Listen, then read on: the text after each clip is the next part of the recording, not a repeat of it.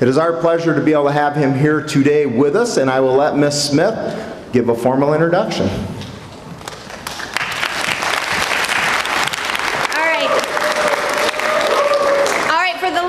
I have been thrilled to have Neal Shusterman come to Washington High School, and now he's finally here.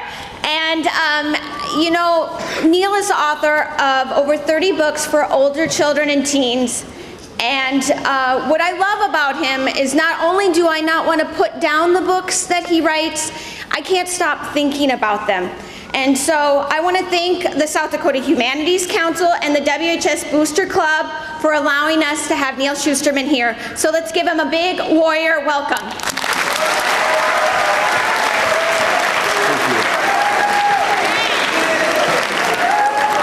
Thank you very much. Good morning, everybody. I'm Neal Shusterman. I'm here to talk to you today about reading and writing and everything that goes with it. Now, the way that I like to do this is rather than standing up here and giving you a big long lecture about all the things that I want to talk about, I would like to hear the things that you'd like to talk about. So I'd like to open it up right away to questions. We'll make this a conversation between me and you rather than just a presentation. Now, I know that you guys have been reading the books. How many of you have read one of my books? Raise your hand. Very cool. All right, so we can talk about the books. We can talk about writing for film and for TV, which I also do. We can talk about the writing process and what it's like being a writer. So let's see if we can see those first hands with questions that you might like to ask. It's always hard getting those first questions. First question, right here. I want to talk about the Everlost. Everlost. And where did I get the idea for Everlost? Everlost actually started when I was watching this TV show on near-death experiences. I'm always fascinated by that. And I was watching this show, and on this show they were interviewing people and who had been to the brink of death that had been brought back. And whenever they have these shows, they always interview the people, and then they have to have the dramatic recreation of what happened. And the dramatic recreation is always like really dumb and badly acted. So I'm watching the show, and this woman is talking about how she had been in a car accident, and the paramedics had arrived, and she was bleeding out, and everybody thought she was going to die. And she said, suddenly, I was floating over my body looking down on myself. And sure enough, they had a really bad special effect of a woman floating over her body looking down. And then she said, suddenly there was a tunnel and there was a light at the end of the tunnel, and I was moving down the tunnel towards the light. And then they showed a woman running in slow motion down a tunnel towards the light. And I looked at that and I said to myself, what if she trips over her own shoelaces? What if you've died and you're going into the light and you fall flat on your face and you don't get there? Where do you end up? So I said, well, maybe there's a place in between life and death. For all the people who are too clumsy to get to the light, they get stuck halfway in between. We all know people like that, right? So it was really just a joke. But that joke kept playing in my mind over and over again. And I thought, well, this is kind of an interesting idea for a story. What if it's two kids, two teenagers, they're in two separate cars, they don't even know each other, driving down this road, and suddenly one of the cars goes out of control, crosses over the divider, and boom, head-on collision.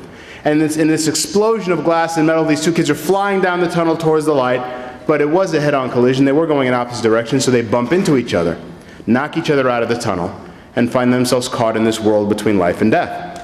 So I thought, okay, that's kind of a cool way to begin my story. Basically, I kill off my main characters on the first page. Kind of interesting. I was kind of digging that. So I sat down and I wrote the first chapter. Just the accident and the two characters winding up in this world between life and death, that world that I called Everlost. And that's all I had for 10 years. See, when I write a book, it has to be more than just a cool idea that makes me want to write it. I tend to have more ideas than I have time to write, which isn't that hard to happen. I mean, it takes me about 6 months to write a book. During those 6 months, if I only have one idea a month, it means at the end of those 6 months, I'm going to have 6 new ideas. How am I going to choose which ideas get written? Well, the ideas that do get written into novels have other things going for them. First of all, it has to be original. It has to be like nothing I've ever seen before. That gets me excited. So you'll probably never catch me writing a vampire romance or a story about wizards or dragons. These things have already been done. I don't want to repeat what other authors are doing. What excites me is coming up with something that we haven't seen before. 2, the story has to be universal. And by that I mean there has to be something about the story that can connect with every reader, that when you read that book, you almost feel as if that book was written for you. Coming up with that universal idea that everyone can connect to. That's a challenge. And when I come up with an idea that feels that way, I get very excited. 3, the story has to be universal. The story has to be screaming to be told. And what makes a story scream to be told? I don't know. But sometimes I'll have an idea that just keeps me up all night because I can't stop thinking about it. I might be trying to work on another project, but for some reason, this is the idea that just keeps taking over my brain. It's as if it's eating my brain alive. So when I have that eating my brain alive feeling with an idea, I know that's the story that I have to write. Everlost wasn't screaming to be told. It was just this goofy idea that I had. But every couple of years I kept coming back to it, thinking about this world between life and death. You know, we've seen stories about limbo before. What would make this one unique? What would make it original? So as I started world building, I started to think of different conventions that we know about ghost stories. You know, ghost stories always have some very traditional things about them. Some of them kind of bug me. Like, for instance, ghosts always walk through walls, right? You know, you see that in movies all the time. Ghosts are walking through walls. Well, if they walk through walls, why don't they sink through the floor? I mean, think about it. If they're walking, it means they're experiencing gravity, and the floor is just a wall beneath your feet, so the ghosts ought to just sort of get pulled down to the center of the earth. So I thought, okay, in my ghost story, that's what's going to happen. The characters have to constantly be moving, because if they ever stop, the ground is like quicksand, and they're going to sink all the way down to the center of the earth. So I thought, well, that's kind of an interesting twist on the traditional ghost story. But then I thought, well, there's got to be places that are solid for them. What places would be solid for these characters in Everlost? See, the way that I saw it is that Everlost was a world that was only slightly out of phase with ours. They could see us, they could see our world, but it was kind of slightly blurry and out of focus and faded. And they couldn't touch anything. But there had to be places and things that were there. So I thought, well, what about places that no longer exist, but the living care about them so deeply that we hold on to them? And so because we care about them, the universe hasn't let them go. So even though they're gone from our world, they still linger there in Everlost, and they'll be there forever. So I thought, oh, well, that's kind of cool. That's kind of poetic. Okay, so based on that idea, I started making a list of places that might be in Everlost. Atlantis was the first thing that I came up with. Atlantis would be there. What about Pompeii? It was destroyed by Mount Vesuvius in this sudden volcanic blast, but in Everlost, Pompeii is still a thriving city. And then suddenly something closer to home hit me. I had this image in my mind of the New York City skyline looking kind of blurry and faded the way it would look to these characters in Everlost. But there at the southern tip of Manhattan stood these 2 towers, standing taller and brighter and more solid than anything else in New York. I realized that the World Trade Center would have crossed into Everlost, and there, those towers will stand forever, and nothing and no one will ever tear them down. That gave me the chills. And suddenly, after 10 years, this was the story that was screaming to be told. So I put down everything and I started writing Everlost. And I'm glad that I waited, because now it was about something. I mean, when you get to that point where you're in the story where the characters find the Twin Towers, suddenly the story starts to feel big. It starts to feel like it's important. And when I got to that point in writing the story, which is around page 50, the story started to feel so big to me, I realized I couldn't keep it in just one book. So I stopped writing and I divided the story into a trilogy, because it was I wanted so much to explore everything about Everlost. And that became the Skinjacker trilogy: Everlost, Everwild, and Everfound, some of my most successful books. And so that's where that idea came from. I had this interesting idea, and it finally connected with a reason to tell it, but it took 10 years until it made that connection. Another question. Right there? The editorial process, how many editors do I work with? I work with one editor with each book. Every publisher has their editors, and I work with several different publishers. I have editors that I really enjoy working with, others that I enjoy working with a little bit less, but they're all very professional, and they're all very good at their job. But it goes through a lot before it even gets to an editor. See, when I write in a spiral notebook. Actually, I have one of my notebooks right here that I'm working on right now.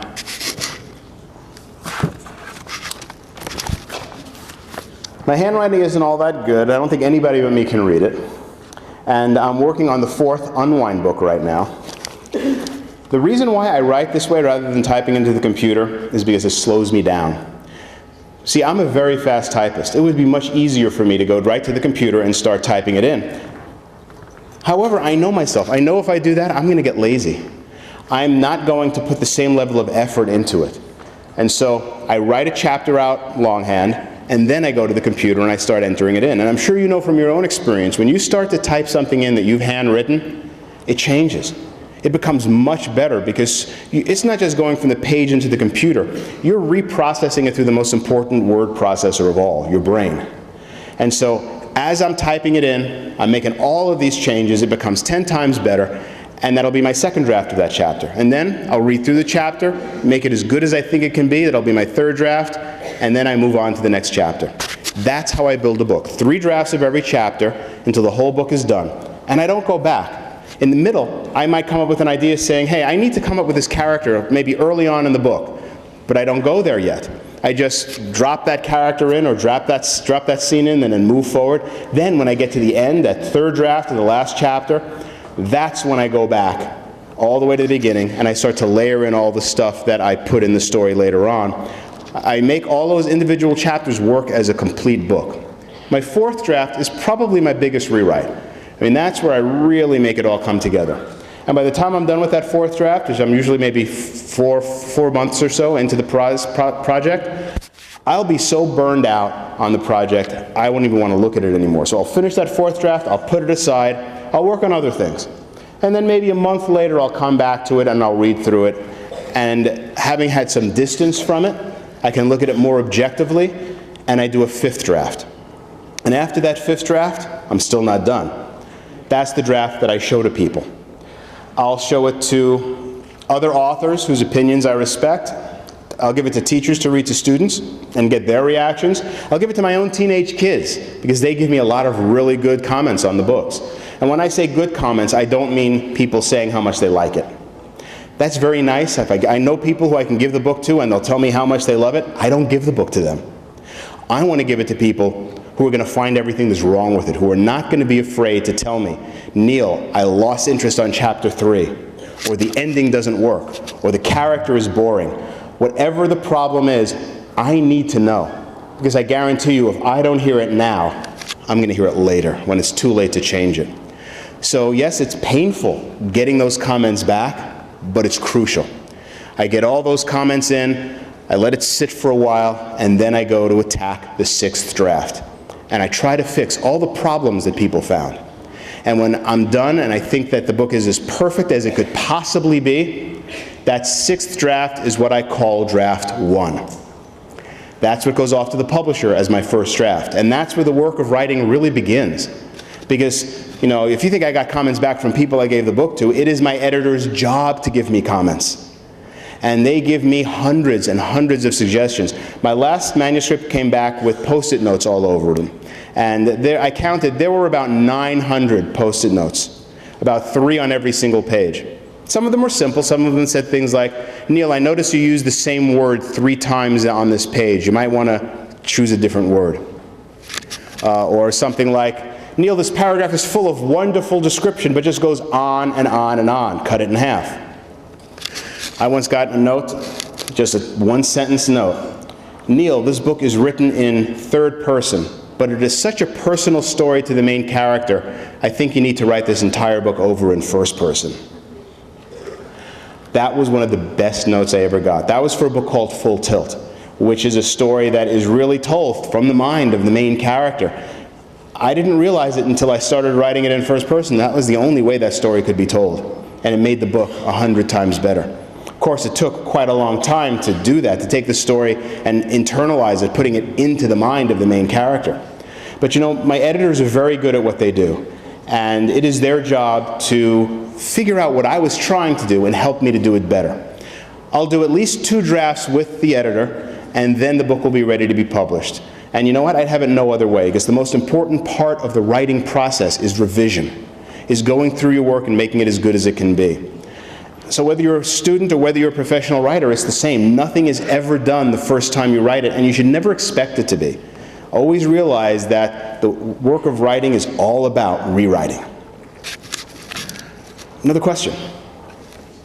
Right here? How did I come up with Unwind? I'm glad you asked. Unwind, like Everlost, didn't all come at once. there were three completely different things that came together to inspire me to write Unwind. First, I had seen this article, and it was the headline of the article that caught my attention. Why is England afraid of their teenagers? Apparently in England, they're having this problem, and is getting increasingly serious, of teens who have either dropped out of school or who have graduated and can't find work, and they've been forming these kind of, I don't know, you might even call them flash mobs, these mobs of kids that just terrorize neighborhoods. Kind of like if any of you have ever read Clockwork Orange. It's kind of gotten like that, where these teens are going out and vandalizing and beating people up and burning things, and they call them feral teens, and nobody knows what to do about it. What was the most disturbing thing about the article was when they were interviewing people who lived in the neighborhoods that were having the most trouble. They asked them what should be done about the problem. And people were actually saying things like, well, we need to just round them all up and put them out of their misery, get rid of them. Nobody needs them, nobody wants them, it'll make society a better place. And I thought, wow, how serious does a social situation have to get that you were actually willing to kill your out-of-control teenagers to take care of the problem? So that was sitting in the back of my mind.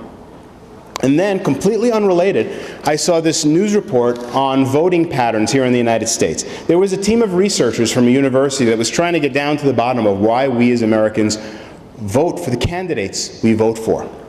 Now, this was midterm elections, so it was Congress people and senators that were being elected to office, and they went around asking people who were staunch supporters of their candidates, why do you support this candidate so wholeheartedly? And people gave the answers you might expect. Oh, well, this candidate is in my political party. This candidate believes what I believe on health care or the economy, all of the different issues. And then as they started talking about the issues, they got to one issue. They got to the issue of abortion. The moment that the word was mentioned, whoever they were speaking to, it was like a cloud came over their face. They got very serious. And they stated their position, whether it was pro-life or pro-choice. But you could tell that there was an emotional reaction to this issue that none of the other issues had. They thought this was interesting. This is the only issue that has that deep of an emotional reaction. So they asked these people, if your candidate, who you support so wholeheartedly, came out and announced that they were on the opposite side of a specific issue, and they just decided to change their mind, and they went to the other side of the issue, would you still support them? And everybody said, of course. It's more than just a one-issue election. You have to weigh every issue equally. Every issue is important. And then they asked them, what if your candidate announced that they'd gone to the opposite side of the abortion issue? And everybody was speechless. And they thought about it, and they said, you know what? If my candidate suddenly announced that they had switched sides on that issue, I wouldn't vote for them anymore. What they realized was that this issue was so emotional that it was the only issue that was really defining who people were voting for. 80% of the population, they determined, was making an emotional reaction based on abortion. And that's for both sides of the issue. Which means in this country, we are electing our leaders not on the economy, not on their positions on foreign affairs or any of this stuff. We're electing all our leaders based on the issue of abortion. That's crazy. How did it get to that point? That it is the single most important driving force in all of politics today. You know, when you have an issue that is so divisive, where people take opposite sides and dig their heels in and have these emotional reactions against one another, kind of reminds me of the King Solomon story from the Bible, which I'm sure you've all heard. King Solomon was brought a baby by two women. Both women insisted that the baby was theirs. They were furious at one another, and neither was willing to give and neither was willing to compromise, and so King Solomon made a decision. He said, since the two of you can't decide, the only fair compromise is cutting the baby in half. We'll give you half the baby and you half the baby, since you can't decide. And as the story goes, one woman said, no, I'd rather the baby be whole and be with her, and let go. And King Solomon, in his wisdom, awarded the baby to the woman who let go. Well, what happens when nobody lets go? What happens when you have a social issue where the two sides are so furious at one another that it's no longer about the issue, it's about how angry the two sides are at one another? I realize that when that happens, you end up with the King Solomon solution. You end up with the worst possible compromises. So I thought, well, in this particular situation, what would be the worst possible compromise? So I came up with this idea of a society where a civil war had broken out all over this issue. And in order to resolve it, in order to end the war, the government passed a series of laws that basically said, from the moment of conception to the age of 13, human life is untouchable. But between 13 and 18, during those teenage years, when you have problems like these feral teens in England, when traditionally teenagers rebel and their parents throw up their hands and don't know how to deal with them, during those teenage years, that's when it becomes legal to terminate the lives of your children. So imagine a society in which that is just the accepted practice. Those kids who are getting into trouble at school, they disappear. Kids who are in trouble with the law, they're gone, nobody ever sees them again. The problems are taken care of. And everybody just accepts it because that's the way it is. Here's the problem with that story, though. I don't buy it. I don't believe that we as a society would ever make that choice to kill our out-of-control teenagers to solve a social problem.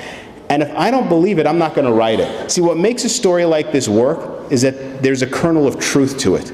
Just enough truth that you could see how it could really happen. But it was too far-fetched. I didn't see it could ever really happen, and so I wasn't going to write it. Then, again, completely unrelated, I saw this article on transplants. You know, they are able to use more and more of a human body in transplant. I mean, when I was a kid, a heart transplant was science fiction. Now they do it every day. There was a woman in France, and her face had been mauled by a dog, and they could not repair her face. She would have had to gone through life with this hideous scar where her face had been, so they gave her radical surgery. They gave her the world's first face transplant. They took a donor face and they gave it to her. If you see interviews with her, you can't even tell this wasn't her face. It changed her life. But people threw up their arms in anger and said, "How dare you do that? It's immoral, it's unethical to give somebody else's face." But on the other hand, what would her life have been like had she not had that operation? So I started thinking about all of these questions of moral ethics and medical ethics. And the surgeon who performed the surgery made a very bold statement. He said he predicts within our lifetime, they're going to be able to use 100% of a donated body in transplant. Imagine that. Your whole body would be used to save other people's lives. I thought that was amazing. But then I thought, wait a second. If 100% of you is alive, just divided and given to other people, are you alive or are you dead? Well, I suppose if you died and then donated your body, you will have departed before that process took place. But what if you never actually died? Let's just say, hypothetically, they anesthetize you head to toe so you feel no pain, and then a team of surgeons comes in, and while you're conscious, while you're awake, dismantles you. Every single part goes to somebody else. Your heart goes to somebody, your brain is divided into pieces to be given to people who have brain damage. Every part of you is kept alive and given to somebody else, but in that process you never died, you never lost consciousness. So where is your consciousness if your body is alive but divided between 100 people? The question blew me away, not because it's science fiction, but because in maybe 10 or 15 years, we theoretically could do that to somebody and blur the whole line between life and death. But why? Why would we ever put somebody through that process? And suddenly I connected it with this other idea. And I thought, what if that's what they do? They don't kill the unwanted teenagers, they kind of unwind them. They put them through this process that divides them and keeps them technically alive, and it becomes this moral and ethical loophole in society where people can say, oh, we're really not killing these poor kids, we're just putting them into a divided state. It's better for society, and ultimately it's better for them. Suddenly I could see how through a series of rationalizations we could get to a place where that would be acceptable. And that scared me. And that's what made me want to write the story. So Unwind is a story about 3 kids who the order has been signed to have them unwound, which is what that process is, and they are on the run trying to survive to 18. Because once they reach 18, they can't be unwound anymore. And they deal with that whole question. What does it mean when society has told me that I am no longer worth the sum of my parts? And can I still be alive in a divided state? So all of those questions are posed in the book. It doesn't take a side on any issues. You know, Unwind is not pro-life or pro-choice. It's not for or against cloning or stem cell research or any of these controversial issues. What it's basically saying is that when we take a complex issue and look at it simplistically in sort of black and white, one side versus the other, the only solutions we ever end up with are the ones that cut the baby in half. We're better than the politics. We're better than the controversy. We need to rise above all of that and look at all of these complex issues in a very different way, from a new perspective that doesn't pit us one against the other. And Unwind is my attempt to point that out. I'm very pleased to say it's become my best-selling book. People get it. People on all sides of all of these issues get that I'm not making a political statement, I'm making an anti-political statement. I'm trying to depoliticize these issues that need to be looked at in a clearer perspective. This Unwind is a dystopian story, a science fiction story, but at its core it's really a story about how we as a society make these kinds of decisions and how society sometimes goes wrong. The second book in the series, Unholy, which I was never going to write a sequel until I came up with the idea of a character who is made entirely out of the unwound parts of other kids. And he's kind of like this 21st century Frankenstein. Does he have an identity? Who are you if even your memories aren't your own? And so his search for meaning is part of Unholy, the second book. And the third book is coming out next month on October 15th, and that one is called Unsouled. Again, like Unholy, it's a twist on words, it's a play on words, it's U-N-S-O-U-L-E-D, because it deals with questions of the soul. Now, for anyone who's interested, I'm going to be, tomorrow night, Wednesday night, I'm going to be at the Barnes & Noble here in town, and I'm going to be doing readings from Unsouled. I'm also going to be giving away an advance copy 1 month ahead of the publication of the book. So I'm going to raffle it off. So, and I'll also be signing lots of different of my books there. So if anybody's interested, tomorrow night, 7 o'clock at Barnes & Noble. Hope to see you there. Thank you. Next question. Let's see, back there? So you have to speak up? What gave me the idea for Full Tilt? You know, I love amusement parks. I've always loved roller coasters.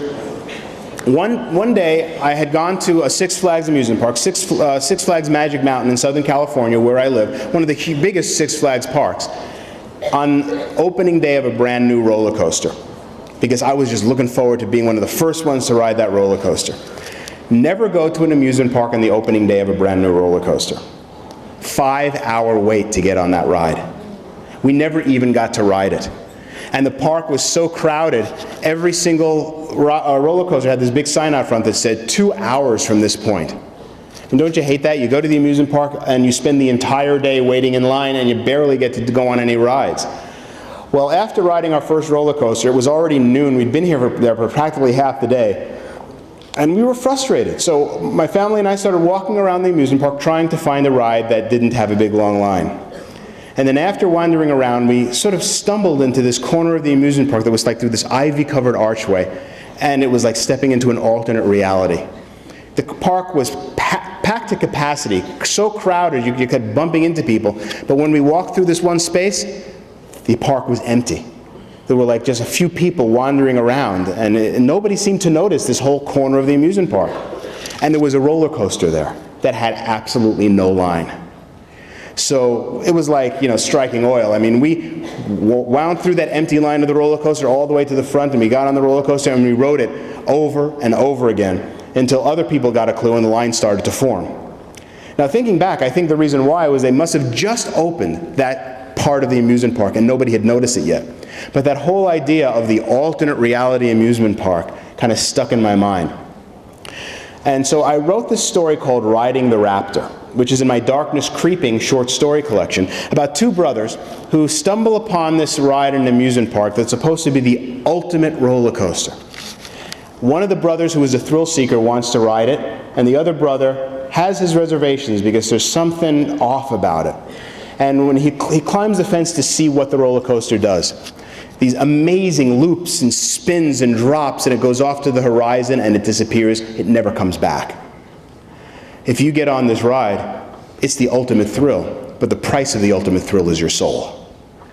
So he goes to his brother and he tells him, you can't ride this ride, but his brother's already sitting in the front seat. He tells him, you're never going to come home if you get on this ride, and his brother says, I know, but I want to ride anyway. How do you save somebody who doesn't want to be saved?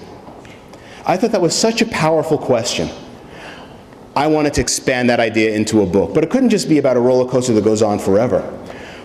What if it's an entire amusement park where every roller coaster and every ride is somehow a representation of your own personal issues, your own deepest fears is realized in these carnival rides? So I started making a list of fears and issues that people have, and I started connecting them to rides that could represent that, and sort of created this kind of dream psychology where every ride is symbolic of something that people go through. And ultimately that grew into the story Full Tilt, which is one of my most exciting stories. It's one of my favorite ones to write because it's kind of a full tilt kind of story. It's relentless. It goes from one ride to another as the character is trying to find his brother who is lost in these worlds, and if he doesn't find him in there, then his brother is going to be lost there forever. So as you can tell, I get very excited about my books. You know, when you're a writer, you have to care about those books. You spend all of these months putting your life, on hold to work on a project. You have to love it. It has to be important to you. And I hope that the excitement and the energy and the passion that I have for the books when I'm writing them gets right there into the pages, and you feel that when you're reading it. Another question right here? What inspired me to write Bruiser? Bruiser actually came about when I bumped my head in the swimming pool. I'm a swimmer, and when I was swimming one day, I had bumped my head in the deep end of the pool. It hurt a lot. I climbed out, and I looked around, and there was nobody else in the pool. I was the last person swimming, and I got a little scared. What if I had knocked myself out when I bumped my head? And then I thought, well, what if there was somebody in the pool, and they dove in to save me, but they couldn't swim, and they ended up kind of drowning, and I got out of the pool. It was as if they took a death that was meant for me. And I thought, what if there's a character who can do that, who takes away other people's pain? And so I came up with this character of Brewster. And what I found really interesting about Brewster is when I started to work with the rules of his healing abilities, we've seen healers before. We've seen lots of stories about people who have this magic ability to heal. But what if you couldn't control it? What if everybody you cared about, if you cared about them, you would absorb their pain? Imagine if you absorbed the pain of all of your Facebook friends. Imagine how you would feel. You wouldn't be able to survive because you'd be taking everybody's pain. So I realized the character of Brewster, he can't like people. He can't care about people because it would be too painful. So he keeps this wall, emotional wall in front of himself. He doesn't let anybody like him. Everybody thinks he's kind of the creepy dude at school because he has no friends. But he's doing that to protect himself. And I thought about how all of us put up sort of walls to protect ourselves from feeling things we don't want to feel. And I thought about that, feeling things we don't want to feel. What if his power isn't just taking away bruises and cuts and broken bones? What if he heals you from your bad emotions? He just doesn't heal your broken arm, he heals your broken heart. You're going through something that is just horrible, and yet suddenly when this friend of yours is around, you feel good. He feels bad instead of it. He takes away that emotional pain. Would you take all of your emotional pain, if you're feeling bad enough, and give it to your best friend, if they could take it away for you? What situation might you do that? And what happens to you when you give away your negative emotions and refuse to feel them? So the story is not just about Brewster and his struggle to deal with this power that he has, but also the characters in his life who start to feel better and better about their own lives, all the while giving away all their negative emotions to him. When you refuse to feel your negative emotions, you're only half a human being. To be a fully realized person, you have to feel the good along with the bad. And that's what the characters come to learn in the course of the story. So as you can see, my stories, they have interesting ideas, but they're always about something that connects to the real world. That's that whole idea of something that's universal, something that means something beyond just being a fun story. So I'm always reaching for that idea. I'm always struggling to find those ideas that mean something. Another question. Let's see. Is anybody up there? No? How about right here?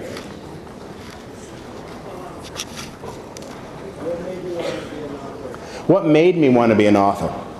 You know, when I was growing up, I wanted to be a lot of different things. I wanted to be a doctor, I wanted to be an artist, I wanted to be an actor, I wanted to be a rock star. You know, I played keyboards in a band, and I thought that was going to be the direction my career would go. And I also wanted to be a writer, and as time went on, writing emerged as the thing that I was most passionate about. When I was in college, I was in plays because I was a psychology major and a theater major. And so I was in a lot of these plays, but I realized I really didn't like being on stage as much as I enjoyed writing the things that other people were performing. So I realized the written word was my true passion.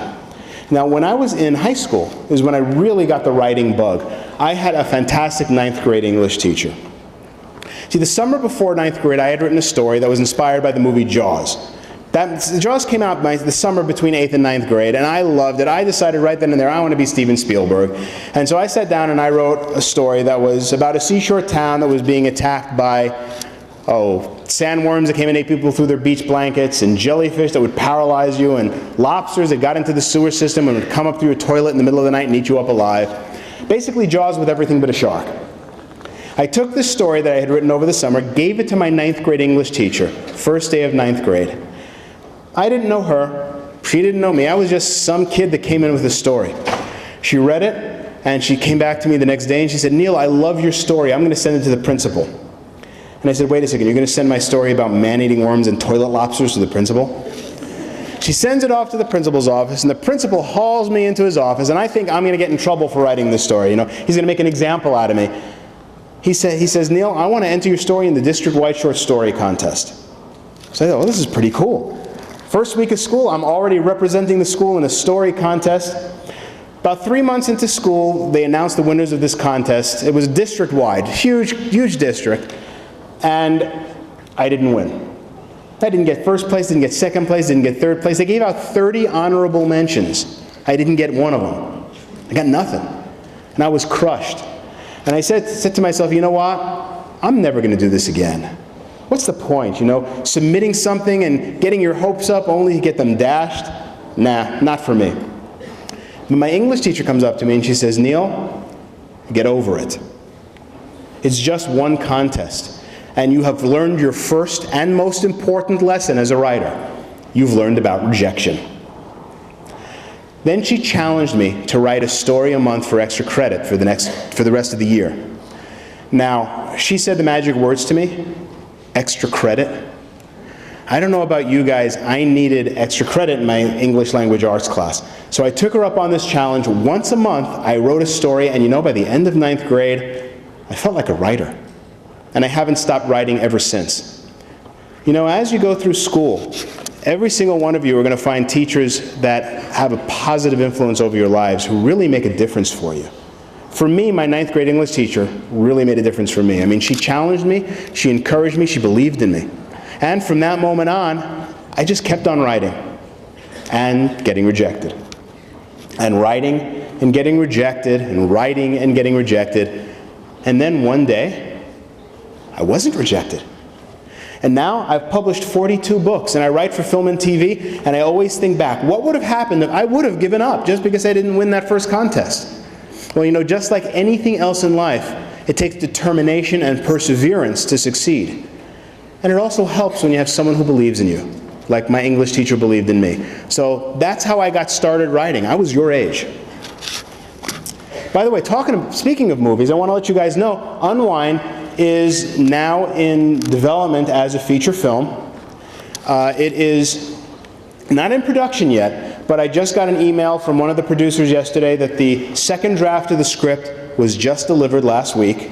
He emailed me the script. I'm going to be reading the script tonight. They prefaced it by saying, "We think we're in a good place. We think the script is just about ready to go." So that makes it one step closer to being a movie. The next step is to find a director. And once they find a director, then it'll pretty much be a done deal. The movie will get made. So keep your fingers crossed.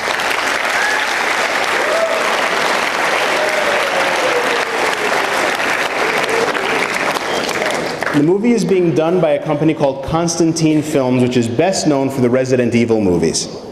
they made so much money from those movies that they have money to burn, and they don't have to go to Paramount or Disney or Warner Brothers to make movies. They make movies themselves without having to deal with the studios, which is a very good thing, because in the studio system, the way that they work is they buy everything. They throw money at projects. So many times they'll buy projects not to make them, they'll buy projects to get them off the market so other people don't make them. The average is every project that gets bought and a script gets written for in the entertainment industry, in the studio system, only 1 in every 30 of those will ever get made. And so all of my books have had movie deals or TV deals. To date, none of them have been made. They've been the 29 out of the 30 that didn't get made. But with Constantine, they make almost everything they buy.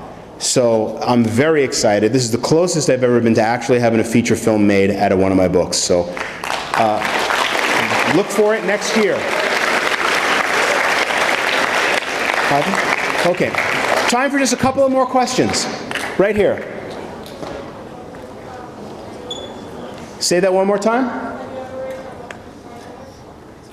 Have I ever written a book that I've regretted? Say, I couldn't hear you. Have I ever written a book that I've cried over? That's actually a very good question. I do get emotional over my books. When I'm writing it, I feel the emotions of the characters. When I talk about them, I tend to get teary-eyed. When I talk about Everlost and the World Trade Center, I still get choked up every single time I talk about it. The emotion that I have when I'm writing it is very real, and I think that's important. You can't write from the outside. You can't write about characters that are feeling something.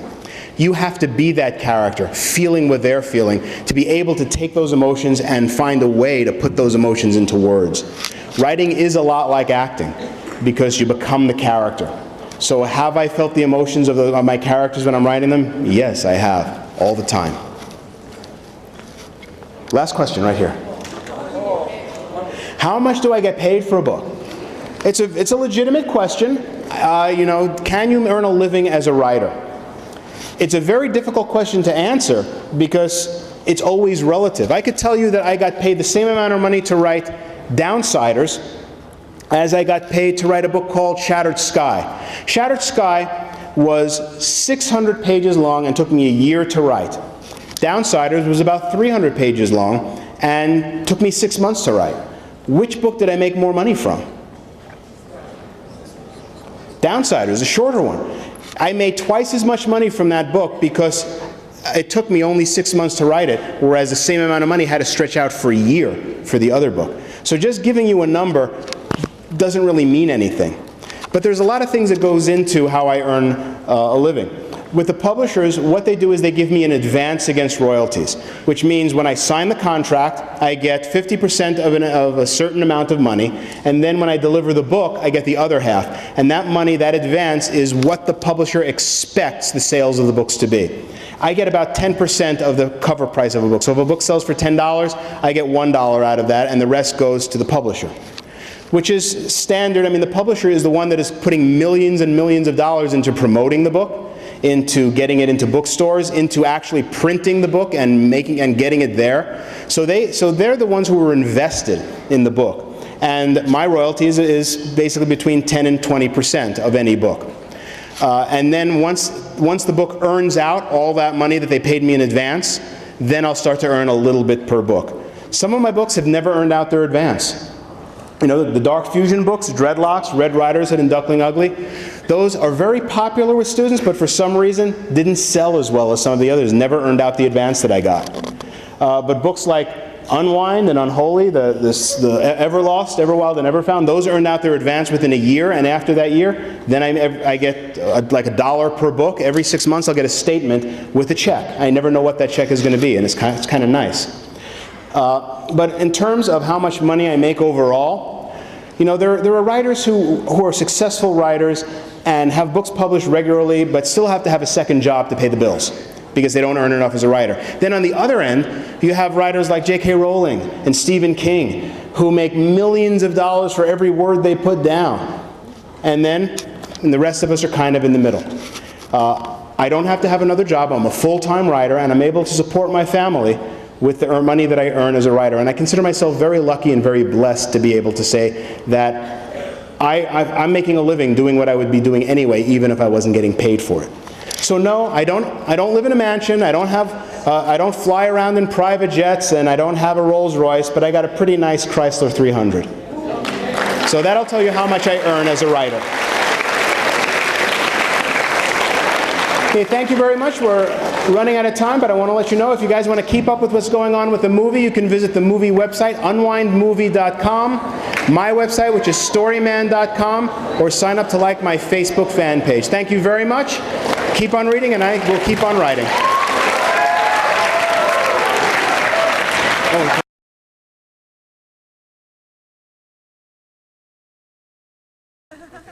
Okay, why do you speak at schools? I enjoy speaking at schools because it's very important to connect students with literature. As an author, I think it's a very important part of my job to show students that literature is a living thing. It's not just something sitting on a shelf, but there are people who are writing these books for them, and try to share my passion for writing with them, and hopefully that will become a passion for reading in them and writing as well. What do you hope students will learn from your presentations at schools? I hope the students will take a lot of things away from the presentations that I give.